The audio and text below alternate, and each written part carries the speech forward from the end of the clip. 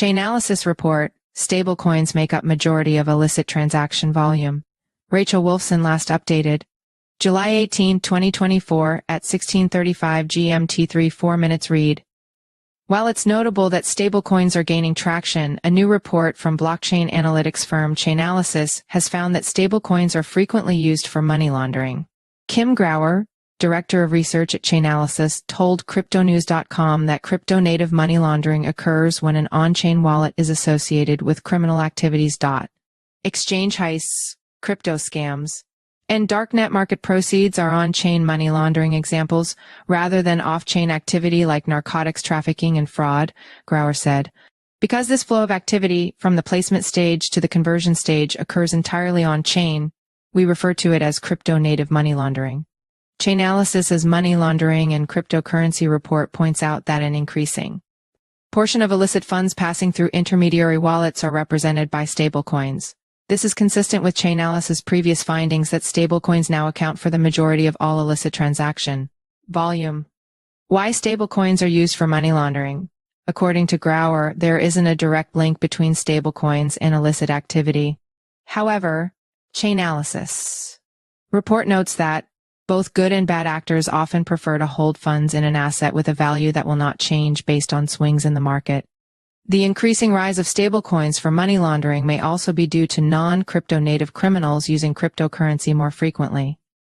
Grauer noted that traditional money launderers are starting to utilize crypto networks to create large-scale money laundering infrastructure. This appears to be the case.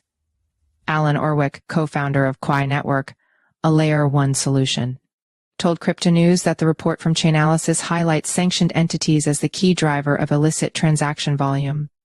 Specifically, $14.9 billion in volume from sanctioned entities accounts for 61.5% of all illicit transaction volume, surpassing other categories such as darknets, malware, and stolen funds, Orwick said.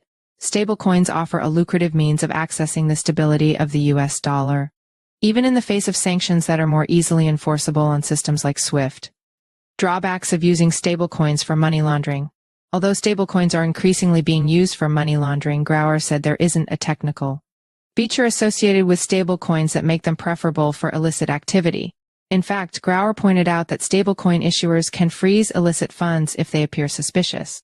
Echoing this, Jonathan Thomas, CEO and co-founder of Blueberry Protocol, told Crypto News that stablecoin issuers have been addressing the issue of sanctioned entities by blocking or freezing those addresses.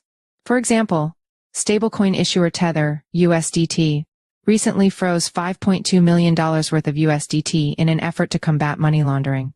The illicit funds were flagged by blockchain tracking platform Mistrack. The frozen USDT were distributed across 12 Ethereum, ETH wallets, flagged as USDT banned addresses. The funds were suspected to have been laundered from numerous phishing schemes. Tether also froze addresses associated with sanctioned entities in April this year. This was in response to allegations that Venezuela's state-run oil company, PDVSA, had been utilizing Tether to bypass sanctions imposed on its crude oil and fuel exports. Blocking or freezing funds is accomplished by tracking certain patterns when it comes to how stablecoins are used, Thomas explained. When an issuer sees a malicious pattern, that's when they freeze transactions. Grauer added that data analysis from Chainalysis can help identify intermediary wallets holding a large concentration of funds linked to crypto-native criminal. These wallets often act as consolidation points holding cryptocurrency deposited from multiple other intermediary wallets. We define intermediaries as distinct, unidentified wallets between two known endpoints, Grauer said.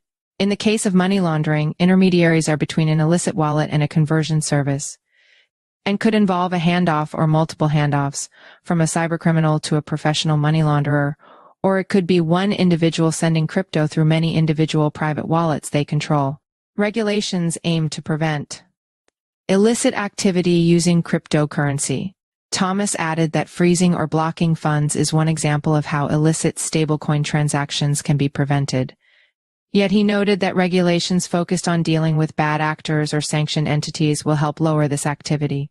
Fortunately, Grauer pointed out that this is underway. She remarked that existing regulations like the European Union's Fifth Anti-Money Laundering Directive, along with the travel rule, and anti-money laundering (AML) requirements all are important advancements in the global enforcement of money laundering prevention.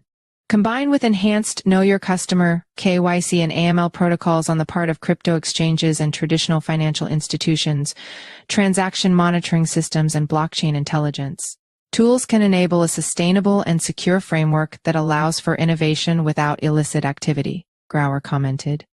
This in mind, Grauer is hopeful for a decrease in on-chain money laundering moving forward, yet she remarked that regulations are still being erected in many countries. Therefore, it remains difficult to predict near-term trends. Follow us on Google News.